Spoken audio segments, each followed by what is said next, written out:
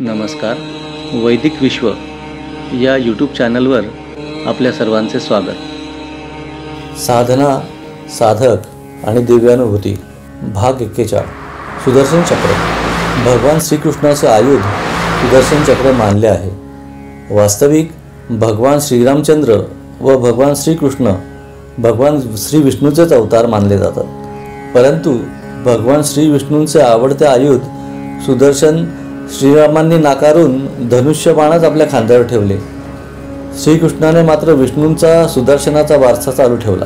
कित्येक जण सुदर्शन म्हणजे ऑस्ट्रेलियातील मावरीजन वापरत असत तसल्या बूमरँगसारखं शस्त्र मानतात आणि अशी तुलना करून श्रीकृष्णाला मागासलेल्या मावरींच्या पंक्तीत बसवतात.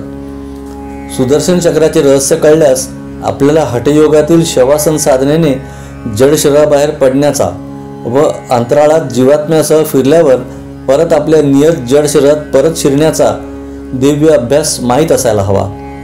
तो अनुभव असल्याशिवाय सुदर्शनाचे रहस्य कळणार नाही. लेखक व लेखकाशी संबंधित भारतातील अनेक साधकांनी असले दिव्य अनुभव घेतले असल्याने त्या दिव्य अनुभवांना धरून लेखक सुदर्शन रहस्य लिहित आहे. बुद्धिवानांना त्यातील रहस्य लवकर उमजेल. फक्त पुस्तकी विद्वत्तेवर आपण दिव्य ग्रंथांचा अर्थ लावू शकत नाही आणि बळेच लावल्यास व्यासमुनी व वाल्मिकींच्या दिव्य साधना अनुभवास आपण पारखे होऊ. दुर्दैवाने आज साधनाच नामशेष झाल्यासारख्या असल्याने श्रेष्ठ वैदिक ज्ञानातील सत्य आपल्याला कळत नाहीत आणि एक प्रकारच्या अज्ञानात आजचा भारतीय समाज धुंद होऊन वावरत आहे. कुंभक प्राणायाम सिद्ध झाल्यावर योग्य मार्गदर्शनाखाली क्रमशः शिथिलासन, योगनिद्रा, शवासन साधना करून साधक जीवात्मा ज्या वेळेस आपल्या जडदेहा बाहेर निघतो त्यावेळेस त्याला खालील दिव्य अनुभव येत असतात. प्रथम श्वास बंद पडतो, नंतर रुद्राभिसरण बंद पडते, त्यानंतर जीवात्मा भ्रूमध्यातून बाहेर पडतो. बाहेर पडतानाच त्याच्या दिव्य दृष्टीला एक भयंकर वेगाने फिरणारे दिव्य प्रकाशमान चक्र दिसते. त्या चक्राचा नाद साधारणतः सायरनसारखा सर्व नादांच्या कल्लोळासारखा ऐकू येतो. विशेष म्हणजे त्या दिव्य चक्राची गती अपसव्य म्हणजे अँटी क्लॉकवाईज असते. जड शरीरात परत येताना त्या विरुद्ध अनुभवाने येतात. प्रथम ते दिव्य चक्र त्याच आभेने व त्याच नादाने फिरताना दिसेल, पण यावेळी त्या चक्राची गती सव्य म्हणजे क्लॉकवाईज असते. आपण मंदिरात प्रदक्षिणा याच दिव्य गतीला धरून करत असतो. जड व सूक्ष्म शरीर विघटन होताना त्या दिव्य चक्राची गती अपसव्य, तर शरीरात प्रवेश करताना म्हणजेच घटनाप्राप्ती करताना त्या चक्राची गती सव्य प्रदक्षिण अथवा क्लॉकवाईज असते. या विश्वातील घटना व विघटन याच महान तत्वावर आधारित आहेत. विघटन होताना म्हणजे अस्तित्व नष्ट होताना, विश्वातील वस्तू विभाजन होताना विश्वचक्राची म्हणजे इलेक्ट्रॉन गती अपसव्य असते, तर वस्तू संधारणा होत असताना व अस्तित्व तयार होताना तीच दिव्य गती सव्य वा प्रदक्षिण होत असते.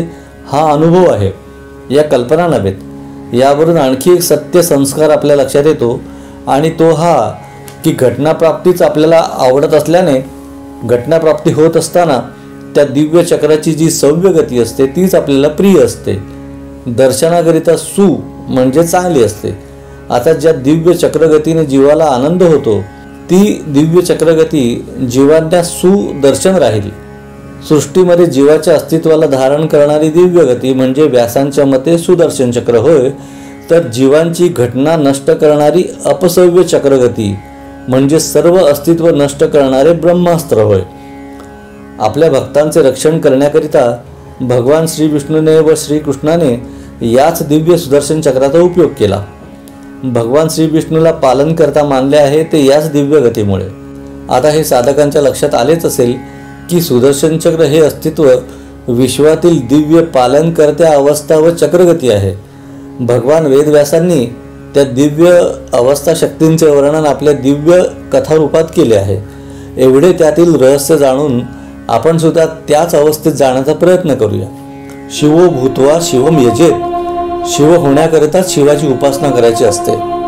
भगवान श्री विष्णूंचे व भगवान श्रीकृष्णाचे सुदर्शनाद्वारे आपल्या भक्तांना सहाय्य करणे म्हणजे परमयोगाने विश्वाच्या अनिष्ट घटना टाळण्याकरिता त्या दिव्य सव्य गतींचा सुदर्शन रूपाने उपयोग करणे होय.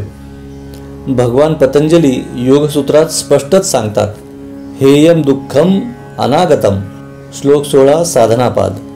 अनिष्ट घटना टाळण्याकरिता महान योग्यांना म्हणजेच वेदव्यासांच्या भाषेत श्री विष्णू श्रीकृष्णाला दिव्य वैश्विक अपसव्य गती बदलून ती सव्य सुदर्शन करावी लागते. अनिष्ट घटना टाळण्यामागे सृष्टीत इतकी सामर्थ्यवान घडामोड करावी लागते याची कल्पना सामान्यांना नसते.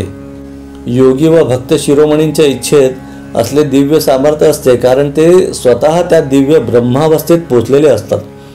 श्री विष्णूंनी आपल्या सुदर्शनाचा उपयोग अंबरीश राजाला रक्षण देताना दुर्वासांविरुद्ध व गजराजाला सोडवण्याकरिता नकराच्या विरुद्ध केला असे व्यासकृत पुराण सांगते.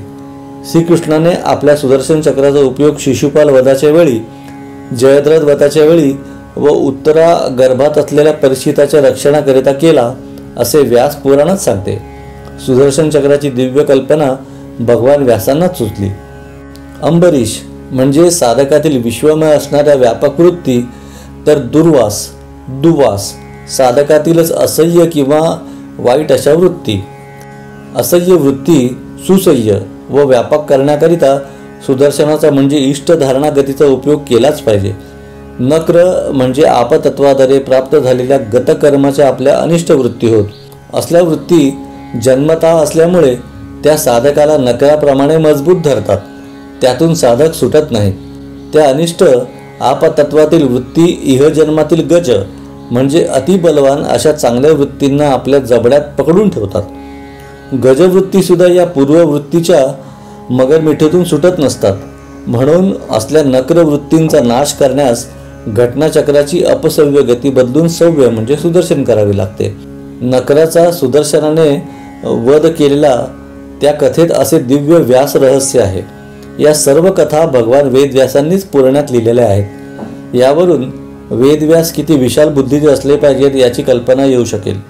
शिशुपाल म्हणजे आपल्यातीलच उच्छृंखल लहरी वृत्ती ज्या निघता निघत नाहीत, त्यांची मूल घटनाच बदलून त्या साधनायोग्य करण्याकरिता श्रेष्ठ साधकाला असल्या दिव्य सुदर्शन चक्रगतीचा उपयोग करणे आवश्यक नाही काय?